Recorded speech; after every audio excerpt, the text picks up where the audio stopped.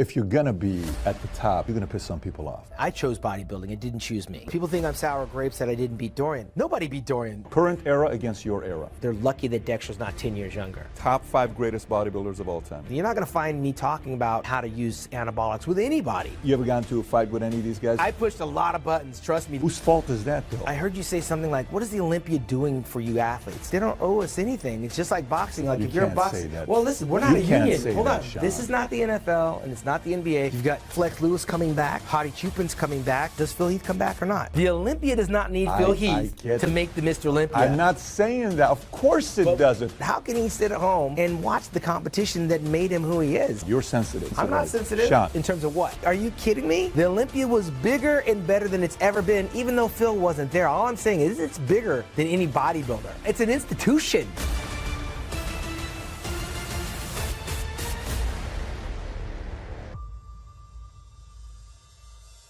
Today we have another legendary bodybuilder in Valuetainment Studio. This is a man who may be considered one of the most consistent, dedicated Mr. Olympia competitors of all time. He's competed 30 times, I believe, professionally, only placed once outside of the top 5, 12 years in a row consecutively in Mr. Olympia. He was in top 5. He's beaten pretty much everybody he's ever faced off, except I want to say 2 people, Yates and Haney, I believe. And known as a business guy.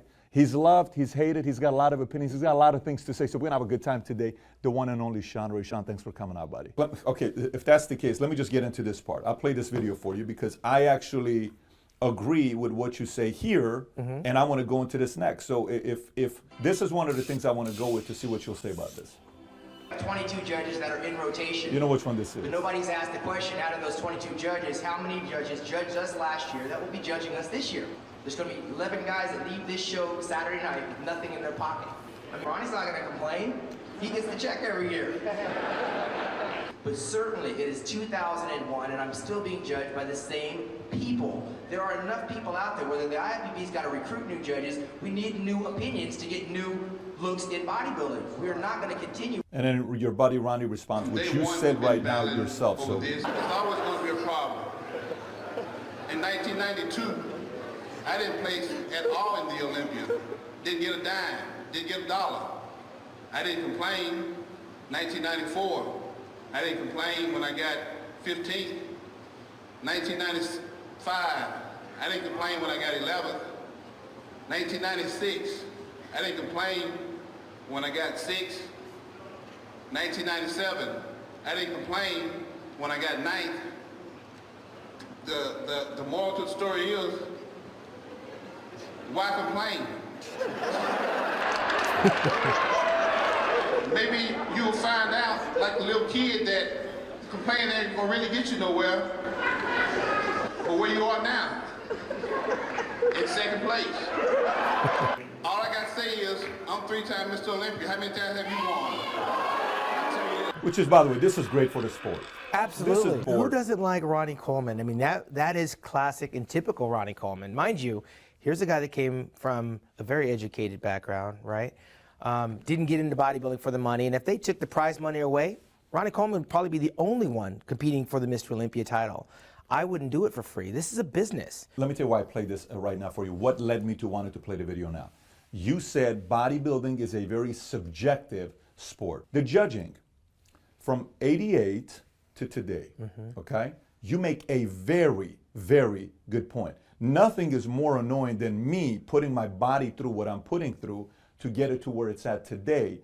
And I have to sit there and hear judges make a decision on my body, and they may not know necessarily if they're judging it properly or not. How much have you seen judging improve from 88 to where we are today? What's been the evolution? I mean, you got to remember, I retired because the judging wasn't changing. People said, why did I walk away at 35, 36 years old? You could have still gone 6 more years. That was my final salvo. After that contest, I think you heard me say somewhere in there, don't worry, I've done my homework, I'm not afraid of anybody. Because I knew they couldn't take what I do away. I'm going to put it on display and the fans are going to see it, right?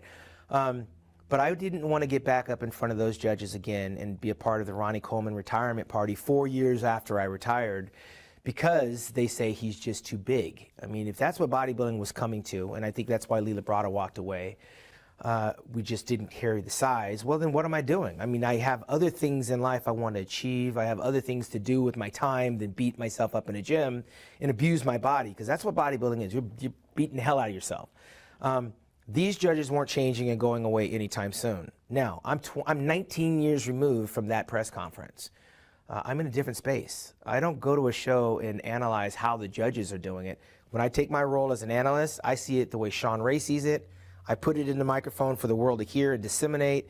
The judges are still going to make their decisions. Now, before Phil Heath got through with his prejudging, I said Sean Roden was probably going to win that contest. Before Brandon Curry finished his prejudging, I said we're probably looking at a new Mr. Olympia in Brandon Curry. That's a big statement when you have Phil Heath, who has 7 Olympia titles. You just got to assume he can walk in and win the show. I watched it with Ronnie Coleman. 7 years prior to that, did you say he was going to win each one when you saw him? Or? Phil? Yeah. No, Phil's very first pro win was the Sean Ray Classic in Colorado. I'm not sure if you know that, but when we saw that, we knew he was something special. Jay Cutler acknowledges there was something special. I think Phil bought into that, knowing he was something special. He came up the ranks, fourth or fifth, his first Olympia, second, and then he ultimately did what he was going to do. But you can see genetics. There's no denying it. Now it just comes down to work ethic.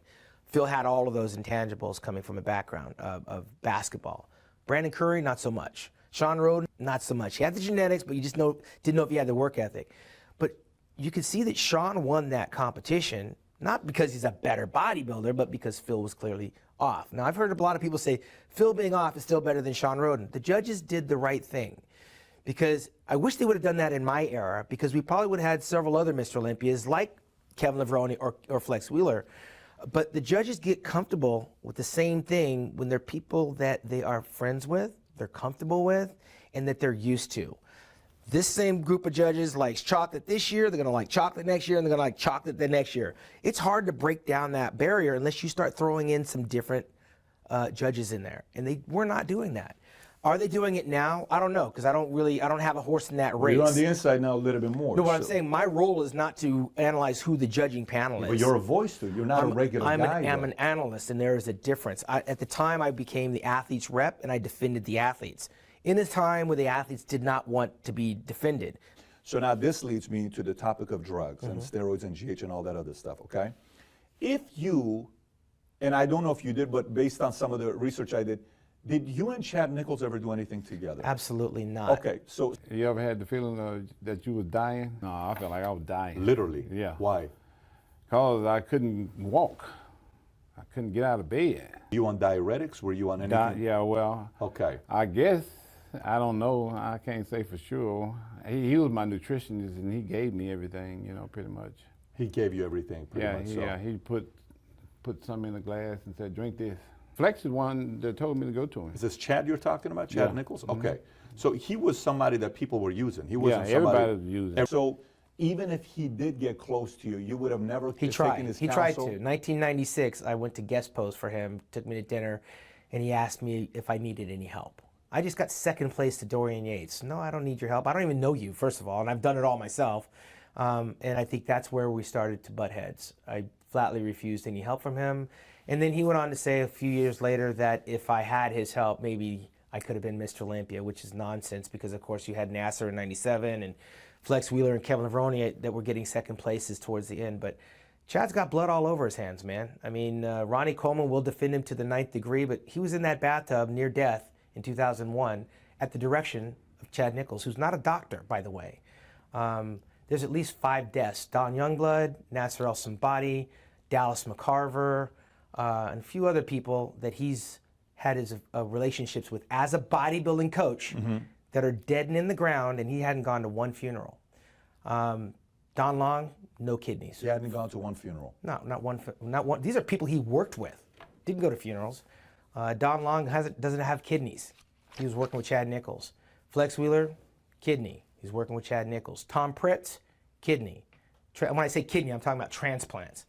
Chad Nichols. Those are the ones we know about. So what does that say about a guy that works with all these guys in his camp? I competed against all those guys. Me and Kevin Levrone have refused to have anything to do with Chad Nichols, and that's probably why we're still healthy in here. But everyone that he was working with that was in that camp, they're all jacked up. Paul Dillette got smart and got the hell out. But he still had a couple of hernia surgeries.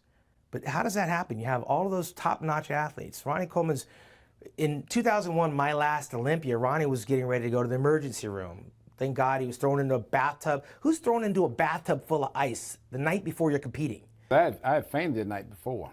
I did pass out when I was putting on my tan. Who's thrown into a bathtub full of ice the night before you're competing?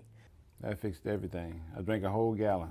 Who's guzzling a gallon of water to try to revitalize yourself because you feel like you're dying and your coach is sitting there next to you? I mean, Michael Jackson died with his doctor in his room. So I never would give somebody that kind of control over what I'm doing with my body, especially when they're not certified doctors. I interviewed Tom Prince recently. He's going through dialysis.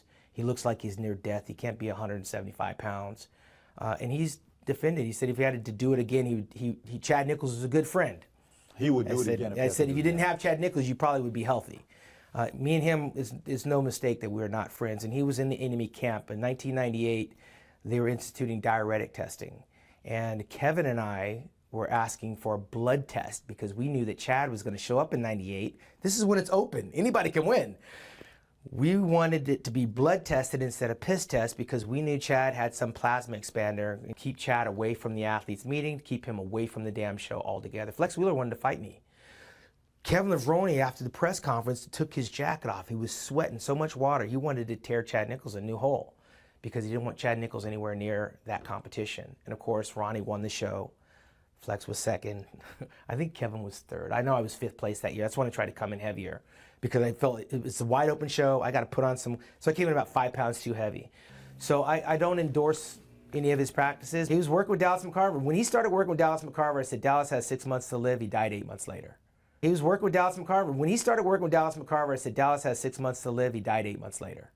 So I have a reason to be pissed. I'm not prophetic. I'm not Nostradamus. But I know danger when I see it, and I knew that guy was dangerous back in the 90s. Yeah. I said, what's up, y'all gonna step up, I'm the best as they come, call me blessed, I'm the one, spitting raps like the sun, fire blast down my tongue, staying forever young, if you play me, you're done, look out, I'm about to make it, I ain't faking, woofers breaking in, these fans are